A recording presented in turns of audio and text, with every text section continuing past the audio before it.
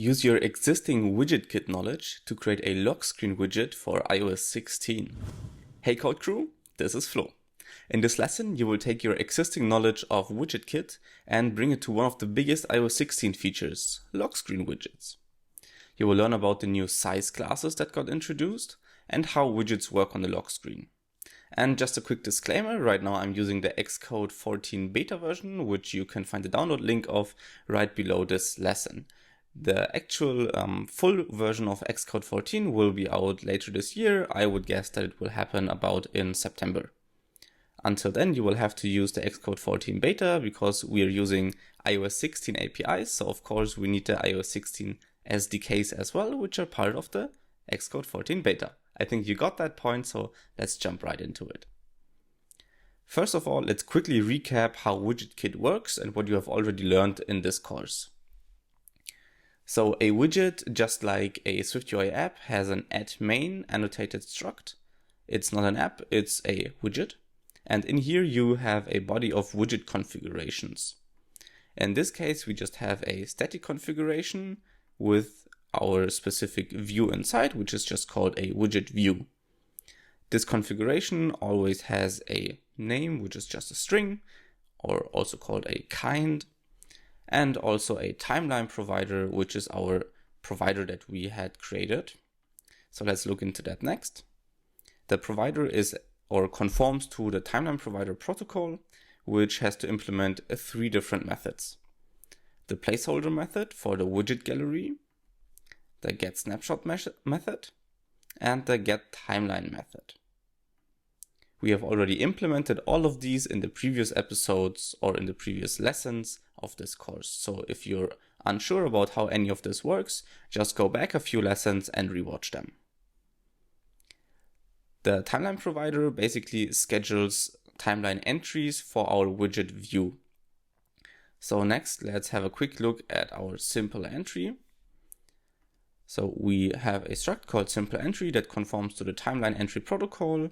It always has to have a date associated with it so it can get scheduled by the system. And then in our case, we also pass in some to-dos that we got from our to-do API. So let's look at a to-do. There's also just an identifiable and decodable struct.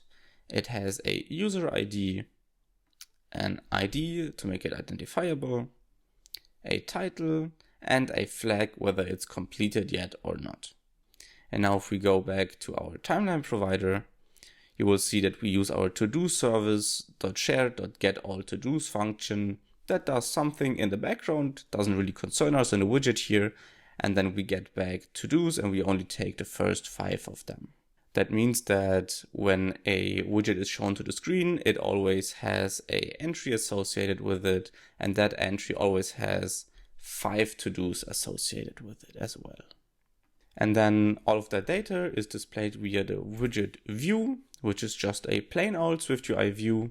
It has the timeline entry, so we had it here specified via provider.entry, but the actual type of this is, let me add that as well, aka simple entry. So the provider.entry, that's basically a generic, so the entry is a generic type of the timeline provider, which is then during compilation resolved to be a simple entry. If we have a look at our provider, then you will see we always return simple entry instead of just any timeline entry. So this is basically its associated type. Doesn't really matter right now though.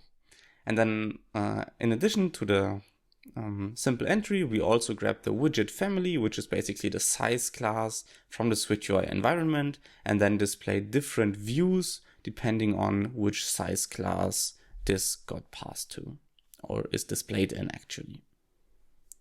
So right now we only implemented the system medium and the system large size class in our widget view. And if we have a look back into our widget, and you can see we added the supported families modifier and passed in the system medium and system large size class. Let's start adding the lock screen widgets. This is actually super simple. And the only thing that you basically have to do is to add the 3 new supported families. So let's get started by just hitting dot and pressing A, and then you will see that there are 3 new accessory families added. There's accessory inline, which is the section above the time on the user's lock screen. There is accessory circular, and there is accessory rectangular, which are the small and the wider widget sections below the user's time on their lock screen. Now Xcode is yelling at me because, let's expand this error here. The new accessory widget families are only available in application extensions for iOS 16 or newer. And that's because we haven't updated, or we haven't set the deployment target to iOS 16. It's still at iOS 15. So let's jump into our Xcode project file, select our target, and for the iOS version, let's scroll up to 16.0. And I think for the widget, we also need to select that. Yeah. So select the widget extension and then scroll up to iOS 16.0. And now that error should go away in a second once Xcode decides to reevaluate it. And there it goes, it's away. Okay, so all you had to do to support the new widgets was adding these 3 new supported families. Now, if we jump back into our widget view, you will remember that we switched over the widget family and we only had 2 cases for the medium and the large size class. In any other case, this default case would be run, which is a text saying not implemented. That's of course not really nice. So let's replace that and add some new widget UI here. So let me clear this up a bit. Let's add the new cases for the new accessory inline, accessory circular, and the last one, accessory rectangular widget families. Now, as I just said, inline is the one that's displayed above the user's current time on the lock screen, and circular and rectangular are displayed below the current time. For the inline one, I would recommend you to only add text, and I think that SwiftUI is actually smart enough to remove anything from that widget that's not text. So we will just add a text of our entry.todos, and we will grab the first one and just display its title. Now, first here is an optional, so we will have to optionally unwrap that or nil coalesce that, that's what the operator is called, and just say no to-dos if there's no first to-do in that list.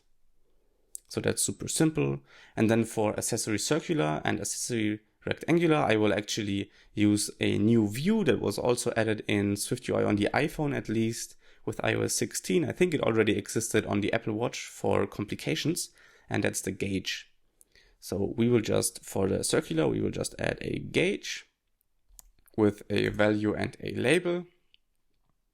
And as a value, we can, for example, say the number of to-dos that were completed divided by the number of to-dos that are not completed yet in those 5 that are in our timeline entry. You could calculate that. An easy way to just try all of this out is to just set any double value, so 0.7 in that case. A gauge always goes from 0 to 1, so that's basically like a progress view. You can imagine it to be like that, but we will have a look at it on the lock screen in just a second anyways. So let's expand this label closure here, and in here we can just put anything that we want, and I will just put a text with our entry.date, and also let's format that a bit, so let's say .date time, and we just care, for example, about the year, and that way we will have a gauge displaying 0.7, and then the label will be the date of this timeline entry, but only the year of that date. And then for accessory rectangular, let's actually use the exact same thing as for accessory circular. Let's copy paste that.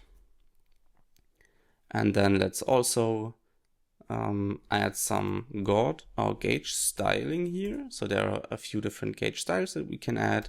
And since we're currently in accessory circular, let's just use the accessory circular gauge style, and then also the one for rectangular. So accessory linear in this case. Okay, let's give this a run and have a look at how it works on the user's lock screen. Okay, so the app is now installed on the simulator, so we can just press Command L to lock the simulator, and then press this little house icon here again to go back to the lock screen. Just press and hold on the lock screen and hit Customize at the bottom. And then you will see that there are 3 different sections that can be customized by the user. The top section, which has the accessory inline widgets. The center section, which just has the time. The user cannot really customize this. They can only change the font and the font color, I think. And then the bottom section for accessory circular and accessory rectangular. So let's start at the top. Let's press on the first section, and then we can scroll down until we are at the WidgetKit Cores app. And let's select that widget, and then you can see this is probably the title of the first dummy to-do that we had in our, that we got from our API service. And then let's do the same with the bottom section. So let's remove this calendar widget here. And then if we scroll down to the WidgetKit cores, we can select it, and the user will be able to see all of the available lock screen widgets, which in this case is the accessory circular, which is this gauge with a value of 0.7, so that's about right. And then as a label, it has the current year, because that's the text that we added here. So let's select that first. And then we also have the accessory rectangular, and now a very interesting thing is happening here. The gauge looks completely different, of course, because we gave it a different gauge style, but it also does not show its label. So you'll have to keep that in mind when you're using the gauge view, not entirely related to just WidgetKit and lock screen widgets, but just in general, keep in mind how the gauge view works. So let's also add that. And you will see the rectangular widget is a lot larger, about twice the width of the circular widget. So let's exit out of all of this. Let's hit done and select this lock screen.